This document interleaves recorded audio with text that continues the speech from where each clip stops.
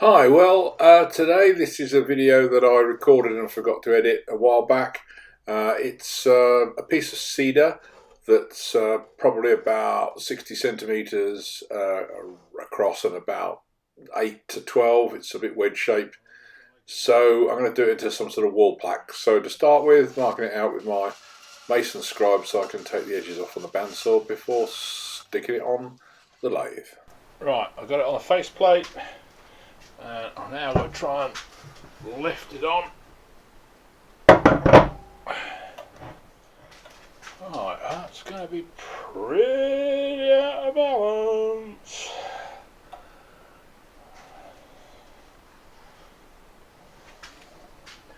I got a big chainsaw cut mark here, so I've got to try and turn some of the face out, tighten up the grub screw on here first, otherwise I don't want it spinning off when it slows down.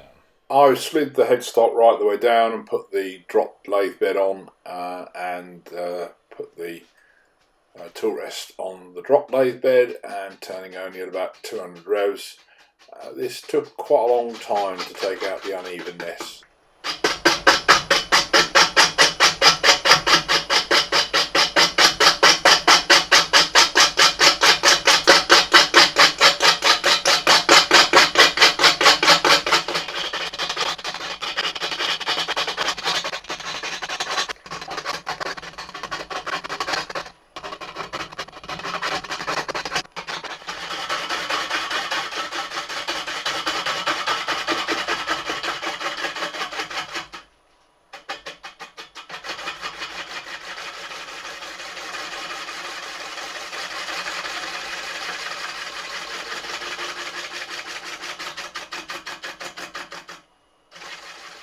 Slowly increase the speed, very slowly, then start taking the corner off. And also got to get rid of the rest of that chainsaw mark. The tool needed sharpening and changing quite a few times. The cedar was really abrasive and blunts the tool very quickly. Before I got too far, I thought I'd better mark up and put in a mortise so that I know where I'm going with turning it. So just using a straight-sided parting tool to plunge in and then a 3/8 bowl gouge just to remove the waste in the middle.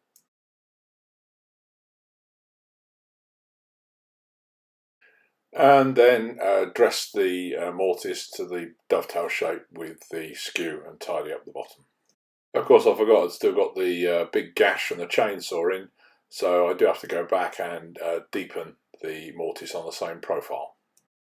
And quite a lot of careful push cuts from the centre outwards to the rim, trying to make sure I don't get a catch on the cut mark. And I've also got quite a significant split in the wood, so I have to be quite careful removing the waste and getting this sort of shape of the shield on the outside.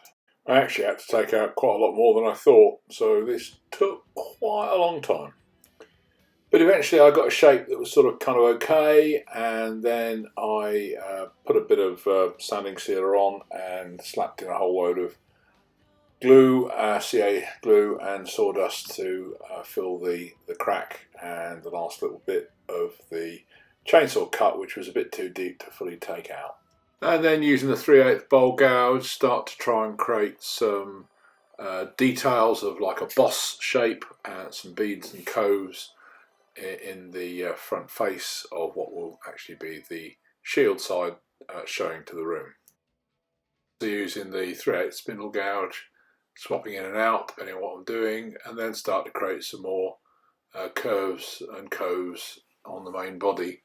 The shield effect is going to be quite distressed. I'm leaving that chunk out at the top deliberately, and it's also going to be coloured so that the battle scars will be sort of visible.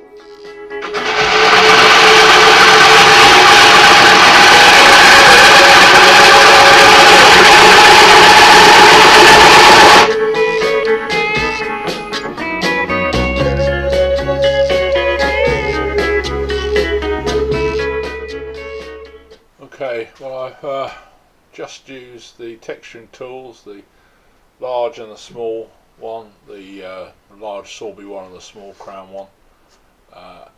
Just done some swirly, textury type things. and got to figure out now how I'm going to colour this.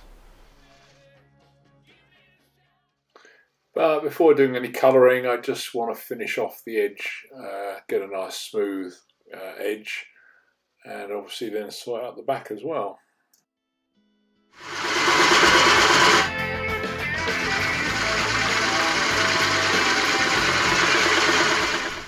Okay, so I'm soaking this in sanding sealer diluted with thinners, and it's soaking it up like a sponge. So I think I'm going to do all of that and then figure out how to colour it. It needs sealing first.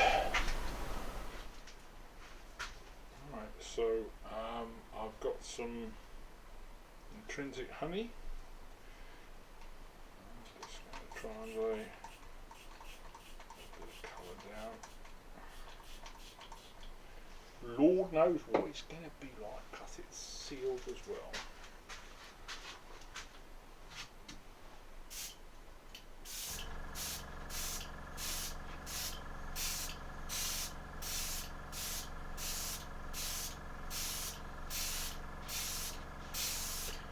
So I put a few layers of the honey built up gently, and then around the edge, which I didn't film, I also put some flame bleeding out to the edge.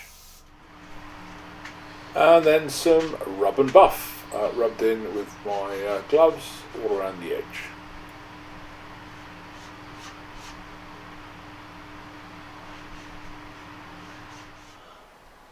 So I started to do some painting and putting some Dale Rowney colours on, the interference iridescent paints on a base spray of orange, red, flame, yellow, Martin Soban Smith stuff, the water-based stains.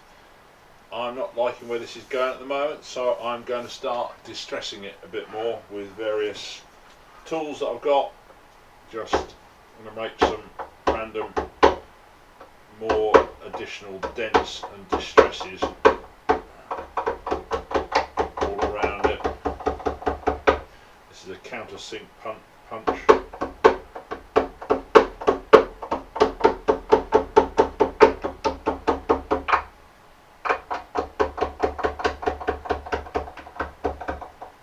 I'll make it more distressed.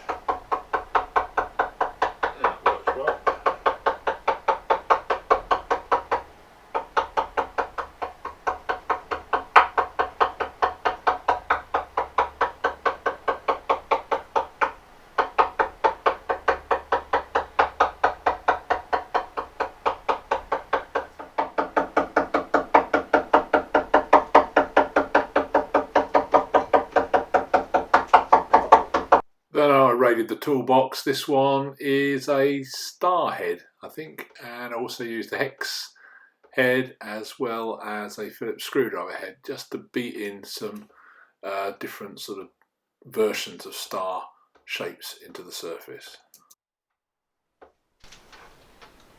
Minka gold, thin with a bit of flow medium.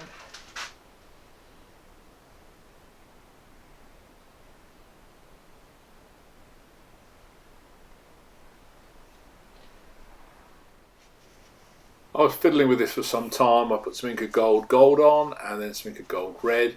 I actually popped it back on the lathe and cleaned up some of the edges as well.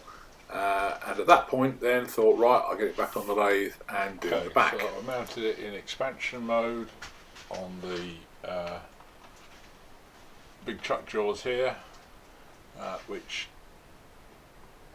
seems fairly, famous last words, fairly steady. There's a few more cracks still developing in it.